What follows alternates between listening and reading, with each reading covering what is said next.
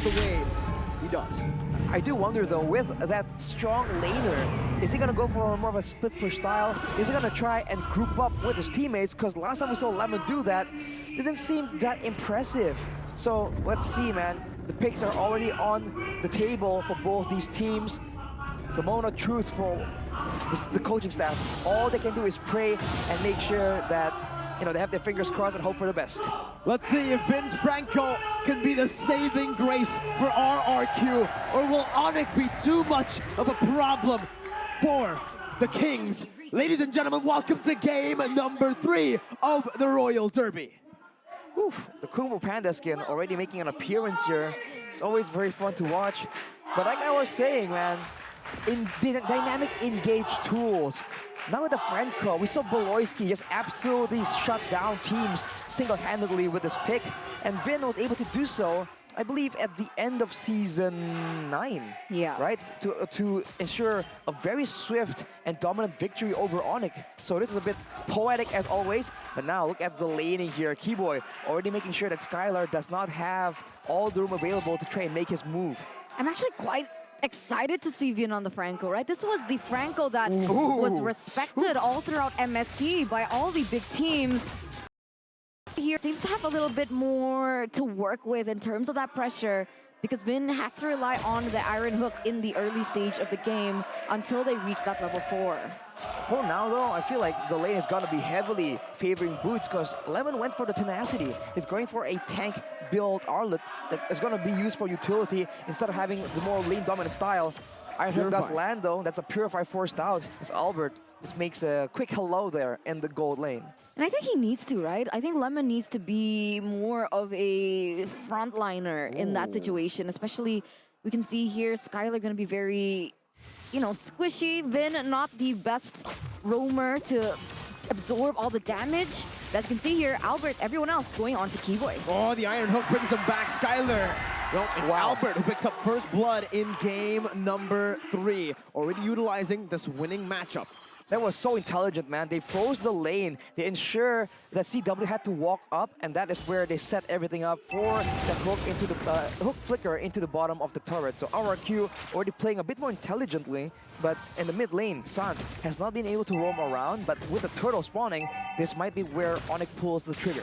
Albert's waiting in that bush right now. Sans is able to pop in the feather airstrike against Vin. Oh my god, he actually flickers out from the range as well, picking up a kill for himself. Keyboy right there, but that's gonna be the turtle. Resetted. Kyrie running away. Lemon chasing him down. Right now with Boots is caught in the midst of it all, but has the vengeance to sustain back up. He's chasing Albert down with the help of Keyboy. He claps him and takes the kill back. Clay will be taken low, but Lemon has found the kill on to Kyrie in the other side. Sans going on to the turtle. A bit of an auto-click situation, I believe. It's that Skylar who picks up a 1v1 solo kill. Oh, that's unfortunate, right? Because in the bottom lane, CW gets a power spike against the Brody when he reaches that level 4. But even then, Skylar was still able to outmaneuver and outplay CW at that point. Maybe it's a little too early to pull the trigger on it. Maybe he needs a little bit more items, especially with the base damage from a Brody that's a lot more than CW. But here, Vin caught a little offside. For the airstrike, Skylar though, with the flicker forward! Skylar with a massive play to save his roamer. Albert now with a call, but Lemon is going to be able to cancel it out. Now with a vengeance onto Kyrie. Doesn't have more CC, but that's what Albert is for. The CC coming in, the final splash as well. Boots now against 2 members, still able to sustain as he dishes damage back out once again. Keyboy looking for a re-engage, but it's still RRQ with a 1K gold lead, holding on to it as they go on to the turtle. RRQ just striking back hard here, using the very dominant gold lane. They have the lead, 1K so far. A great start for RRQ, but they have to maintain this tempo. And so far though, for ONICK, the only 2 kills in the hand of the roamer. That is not ideal. And Sans, you can see, has been kept at bay by the wave clear and the threat of the Franco from the side of RRQ. So this pick from Vin is already showing so much dividends for the early game potential of RRQ. Oh, he's actually going to be able to help Skylar get that as well, realizing that Keyboy was in the bush waiting for a moment to strike onto Skylar. These little things, they're going to help Skylar in the process of getting that snowballing lead. Meanwhile, here in the top side, Boots. smart maneuvers, bringing Boots under the turret right now. The Vengeance gets popped, but Albert has the Appraiser's Wrath. He's holding on for the Vengeance there as he walks him down, has the Appraiser's Wrath, will to save it here as Boots does a bit more damage onto him, but it's still going to be a kill over to RRQ. Boots has bought some pressure for ONICK in the gold lane, but is it worth it? They've let go of that winning condition. Oof, I mean, they've let go of the win condition right now, and Lemon on the foreign Arlet pick is actually doing very, very well. And this is the scary part, because we know how Lemon goes aggressively when he's ahead, and now Albert, he just cannot be pressured when he's on that Fredrin, but in the gold lane, everyone's converging for a big fight. CW going to be able to actually escape as the Bloody Hunt connects onto Keyboy. That's a turn part memory, but it is going to be Vin locked down. The Call Altar is placed down. Vin going to be able to survive as he finds the Iron Hook to bring Kyrie back for Clay to kill. A wonderful pick up there by the man himself. Vin on the Franco, the signature pick from way back when, as they are going for another pick on the board.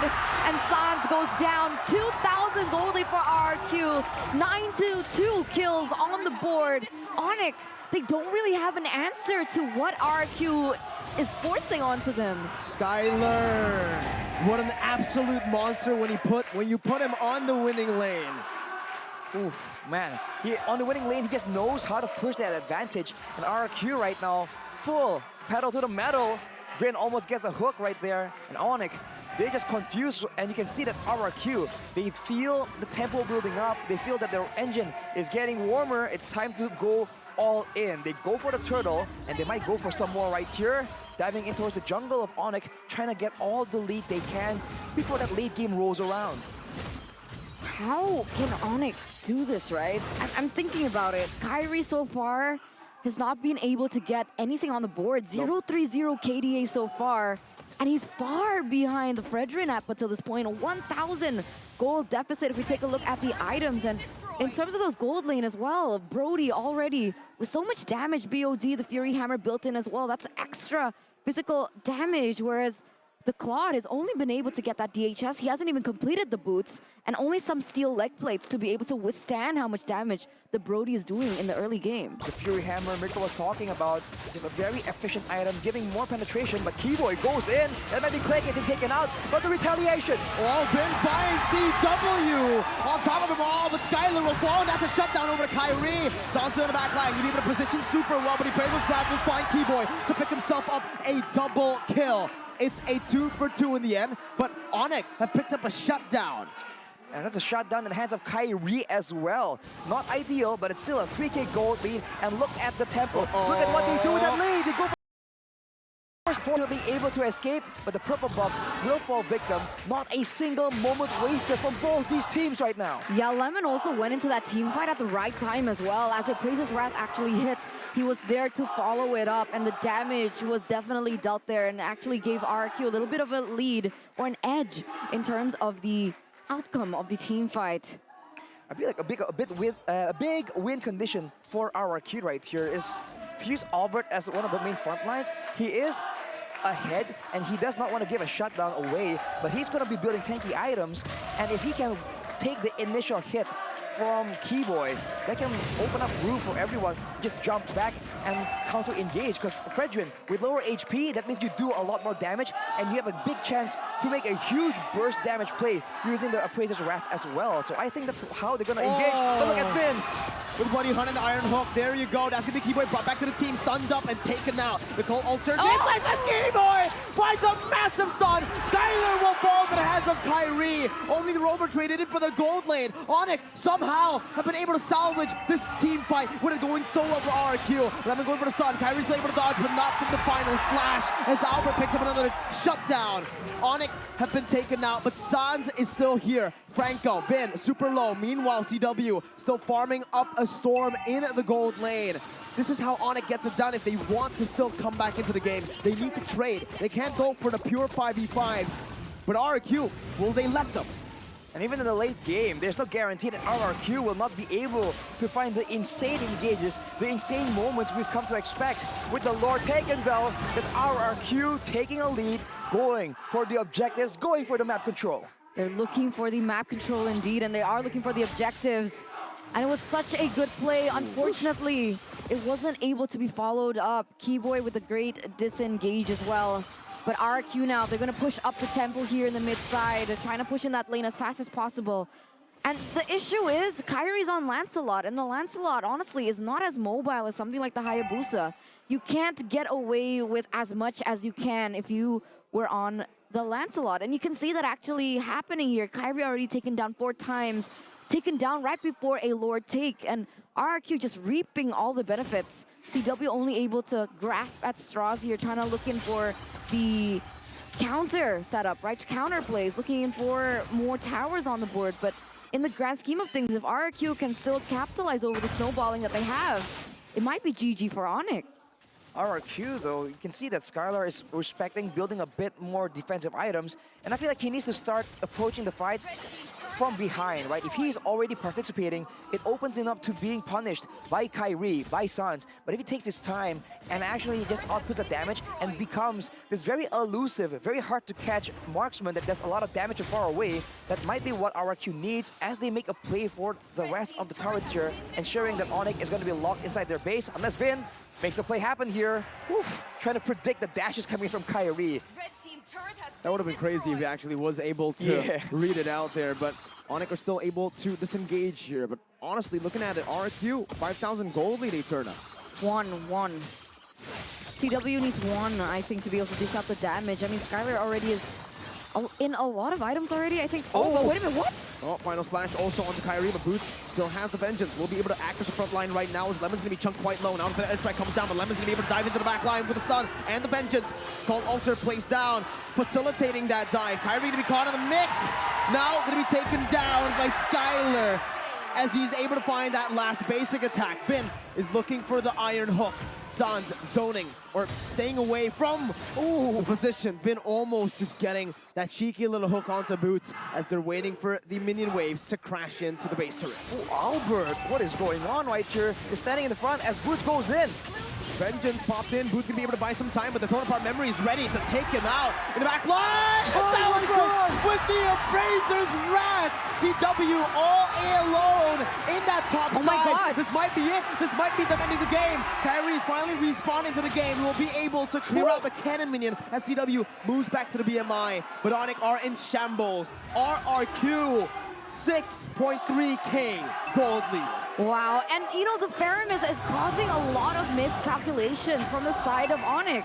They go all in, take out all their resources onto the members of RRQ, but Clay comes in, pops the Cult Altar, and all that damage becomes nullified, and RRQ still have so much on the board, and they're able to utilize the resources onto ONICK, who has nothing to work with. Man, you're talking about all that. What was that from Albert, man? Go into your opponent's base, sit around for a bit, and then completely zone away their back line and get a lot of damage off your ultimate. Talked about Albert being the main front line here. They can transition into a damage dealer. That is exactly what he did. And my God, that Appraiser's Wrath damage is no joke, man. Truly isn't. 7,500 gold lead now as well, and it makes sense, right? The amount of damage that he's able to output definitely comes from the items that he's able to facilitate. He's just gotten so many shutdowns that he's so ahead at this point. Don't know what ONICK can do, as it looks like RRQ, they're knocking onto the base. Kyrie gonna be locked down right now. Stunned up, but look at the iron hook! It's only on the Boots. Keyboy jumps into the back line, but now the Torn Apart Memory! Keyboy 5-4! But it's all just for ONICK to take the Lord down. The mini wave is still crashing in. Boots resetting, getting some HP back. The mini waves are gonna be there, but ONICK will be able to clear it out. Lemon with a flicker. Not sure if he was going for it, but CW now with a blazing duet in the winner. They draw to the back line, dealing a whole lot of damage. But it's still going to be Kyrie who falls to the Appraiser's Wrath. It's Albert with another. The iron hook connecting. Sans all alone, flickering out. Albert losing his immortality. And Sans pops in for the airstrike to clear out the wave. But RRQ, the kingdom once again prevails. 2-1 against the likes of ONICK. The win streak has been shattered.